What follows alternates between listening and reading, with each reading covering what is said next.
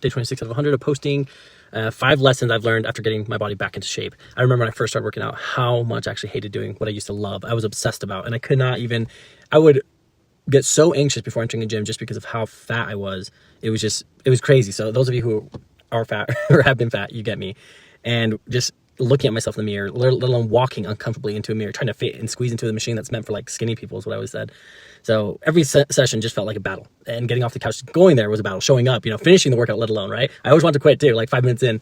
And I remember this Muhammad Ali quote, and his essentially says like, I hate every minute of training, but I like showed up and didn't quit to suffer now in order to like live the rest of his life like a champion, which he ended up doing, right? And so he showed up regardless of how much he hated training. And that's what because Muhammad Ali, like, it looked like he loved it, right? It looked like it was just like he was born to do it as his passion. So when I heard that, I'm like, okay, that's pretty cool, because right now I hate it, and it used to be my passion. So here are the 5 lessons I learned from it. Getting back in shape. Number 1, as you guys probably already know, discipline will always beat motivation. Motivation, feelings like of happiness and that is fleeting. It'll come and go, right? There'll be mornings you wake up too tired, no energy, no drive. You're just going to be stressed out, depressed. There's so many excuses you can throw in there that's like, you've lived your life. If you're fat for a reason, because you've lived your life with good intentions, with plans. Like I said I was going to do this, instead of actions of actually doing it. And that's what makes like all the difference. So discipline will always beat motivation. So you have to make it a consistent little thing, and these small wins will get you there, right? Number 2, your mind will always quit long before your body does. If you've done any kind of hard training, I remember my first marathon I ran, let alone my first half marathon, I would consider myself always a powerlifter, a bodybuilder, and I could never, I thought I could never run. And when I first remember running my first, definitely my marathon, was just so hard. Like I was done. I was so mentally done at mile 15, because it was like the farthest I'd ever gone.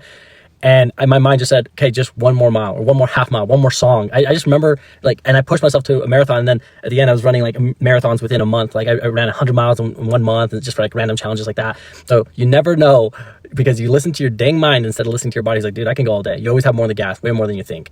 And that's like the honest truth. So if you've ever been pushed to your limits, just know those technically are not your limits. And that's why it's so important to have a coach, because your coach reminds you and shows you that.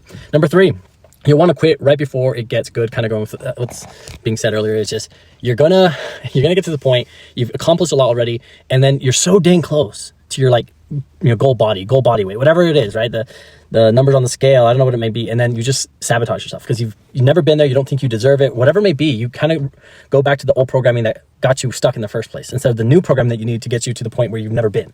And that's why it's so hard. So you're always closer than you think. So keep showing up. Number 4, the habits that change your body physically, right, which is nice and all, will actually change your entire life, because it give you a good, it just translates too well over everything, like how to wake up early, how to get everything in routine, and everything has a purpose to it, right? You have X, Y, Z, you prioritize way better because discipline's there.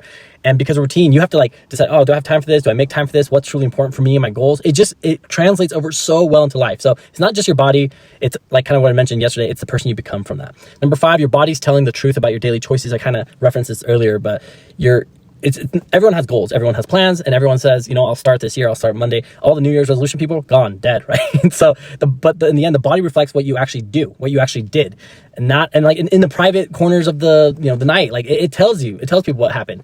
So hopefully that's your sign. It should be empowering that your body is able to relay what you actually do instead of what you say you're gonna do. So are you a man of your word or a woman of your word, right? So in closing, my whole thoughts on getting back into shape, it's taught me so much more. It teaches you so much every time. So you just got to decide to do it and show up as the best version of yourself slowly, right? You got to slowly do it. And if that takes freaking lying to yourself in the beginning, sure. Just as long as you're showing up in the gym, right? As long as you're picking up, I start with little baby weights, right? Do what you can, start transforming your body. Just like it took years to destroy your body, it'll take a few years to build your body again. But there is momentum, and it will snowball. It will get better and better.